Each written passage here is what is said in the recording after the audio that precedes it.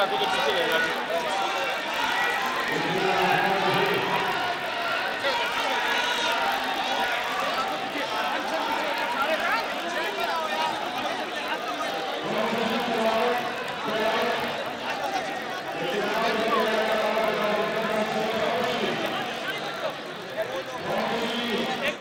मैं हूं इमरान रियाज खान। अब आप मुझे देख पाएंगे सिर्फ बोल न्यूज़ पर। इमरान रियाज खान साहब जो हैं वो बोल फैमिली का हिस्सा बन गए हैं। बड़े अरसे बाद किसी चैनल ने हौसला किया है, तो मुझे ऐसा लगता था कि हमें बोलने की इजाजत नहीं मिलेगी, लेकिन बोल ने डिसाइड किया कि बोलने की इजाजत वो लेकर देंगे। मुझे बोल की एक चीज बहुत अच्छी लगी कि बोल ने कैटेगोरिकली कहा कि जो करना है करो, हमने अपना कोई बंदा नहीं निकालना।